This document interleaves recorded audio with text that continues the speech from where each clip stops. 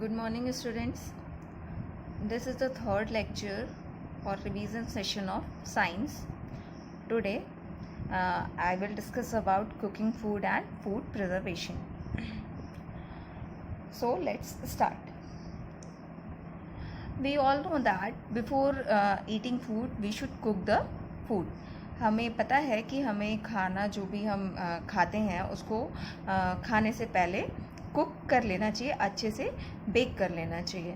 और जो हमारा जो कुकिंग जो भी होता है, जो भी हम खाना पकाते हैं वो अलग अलग टाइप से पकाते हैं। जैसे कभी हम उसको फ्राई कर लेते हैं, कभी हम बॉईल कर लेते हैं, फिर रोस्टिंग करते हैं या बेकिंग करते हैं। अलग अलग तरीके से हम उसको खाने को कुक करते हैं। बट वाई हम खाने को कुक क्यों करते हैं? Because of some reasons like cooking makes the food tasty. Cooking से क्या होता है, हमारा जो फूड होता है वो टेस्टी बन जाता है। मीन्स उसमें जो हम अलग अलग टाइप के जो मसाले होते हैं और उसमें जो भी ऑयल और सब कुछ ऐड करते हैं उससे हमारा फूड टेस्टी बन जाता है, सॉफ्ट बन जाता है और ईजी टू डाइजेस्ट। जब वो प्रॉपर तरीके से कुक होता है तो वो हमारे बॉडी में अच्छे से डाइजेस्ट हो पाता है। और मेन एक पॉइंट क्या है कि जो हमारा जो फूड होता है, जो भी हमारा फ्रूट हो गया, वेजिटेबल हो गया, वो जब भी ग्रो किया जाता है उस टाइम पे उस पर पेस्टिसाइड्स डाले जाते हैं, इंसेक्टिसाइड्स डाले जाते हैं, केमिकल्स डाले जाते हैं जो कि हमारी बॉडी के लिए हार्मफुल होते हैं। तो जब हम उस फूड को कुक कर लेते हैं तो उसमें जो भी वहाँ पे जर्म्स प्रेजेंट होते हैं और पेस्टिसाइड्स होते हैं वो सब पूरी तरीके से ख़त्म हो जाते हैं। Next, food preservation. What is food preservation? The process by which we can prevent the food items from getting spoiled for a long time is known as food preservation. क्या होता है? वो प्रोसेस जिससे हम अपने फूड को long time तक अपने पास स्टोर करके रख सकते हैं या उनको सड़ने से, स्पॉइल होने से बचा सकते हैं, उस प्रोसेस को हम क्या कहते हैं? Food preservation. There are different ways for food preservation. We will discuss about some ways. First, refrigeration और डीप फ्रीजिंग.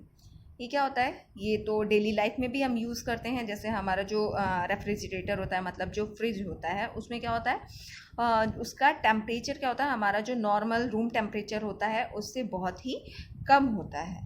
जिससे क्या होता है, जो हमारा खाना जो होता है उसमें जो अगर हम खाने को फ्रिज के अंदर रख देते हैं या डीप फ्रीज़र जो होता है उसमें रख देते हैं तो उसमें क्या होता है, जो अभी माइक्रोब्स या जर्म्स जो होते हैं वो प्रेजेंट होते हैं, उनकी जो ग्रोथ रेट होता है वो कम हो जाता है, मतलब उनकी बढ़ने की स्पीड कम हो जाती है। जिसकी वजह से वो जो हमारा खाना होता है या जो भी चीज़ हम फ्रिज में रख रहे हैं, फ्रीज़र में रख रहे हैं, वो लॉन्ग टाइम तक हमारे जो रेफ्रिजरेटर में या डीप फ्रीज़र में रहता है सेफ, मतलब सही रहता है। और ये जो हमारा डीप फ्रीज़र होता है और रेफ्रिजरेटर, दोनों में एक डिफरेंस है कि डीप फ्रीज़र में हमारा जो भी फूड हम रख रहे हैं उसमें और भी ज़्यादा लंबे टाइम तक रख सकते हैं। जैसे रेफ्रिजरेटर में थोड़ा कम समय में ही वो ख़राब होना स्टार्ट कर देता है, बट डीप फ्रीज़र जो होता है उसमें वो और ज़्यादा टाइम तक स्टोर करके रखा जा सकता है। नेक्स्ट,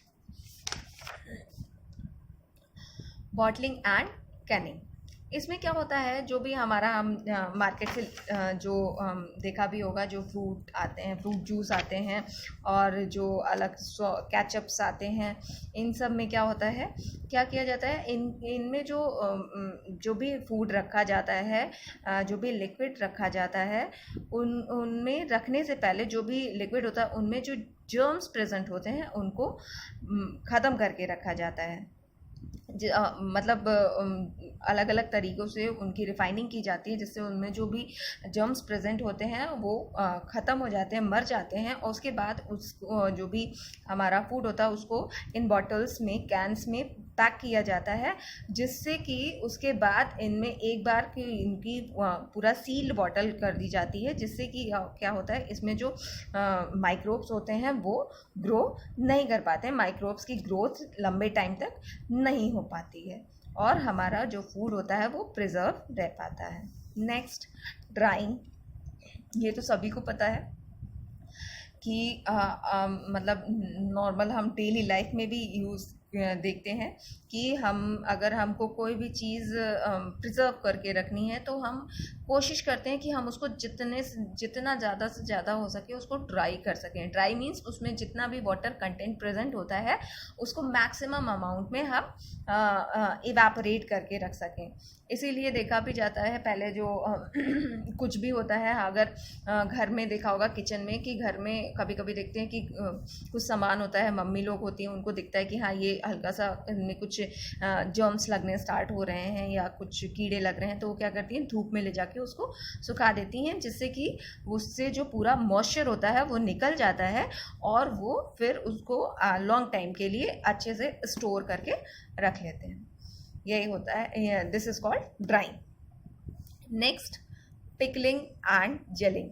ये क्या होता है, पिकल्स जो हमारे अचार होते हैं और जेली होती है उन सब के लिए होता है। इनमें क्या होता है, salt and oil is in pickles and sugar in jams and jellies act as preservative। जो हमारे अचार होते हैं उसमें जो नमक और तेल डाला जाता है वो, और जैम और जेलीज जो होती हैं उनमें जो शुगर डाला जाता है वो क्या करते हैं, वो उनके लिए प्रिजर्वेटिव का काम करते हैं। मीन्स उनको वो सड़ने से बचाते हैं। वो उनमें उनकी वजह से उनमें जो माइक्रोब्स होते हैं वो ग्रो नहीं कर पाते हैं और वो हमारे लॉन्ग टाइम के लिए प्रिजर्व रहते हैं। जैसे सबने देखा होगा कि कोई भी अचार होता है जब मम्मी बनाती हैं तो ऐसा नहीं कि आज बनाया और कल ख़त्म, आज बनाया और फिर कल ख़त्म, ऐसा नहीं होता। हमेशा उसको अच्छे से बनाया जाता है, उसको अच्छे से प्रिजर्व करके रखा जाता है, उसका पूरा मॉइस्चर हटा दिया जाता है धूप में रख के, और उसमें सॉल्ट और ऑयल ये सब डाल के रखा जाता है ताकि वो लॉन्ग टाइम तक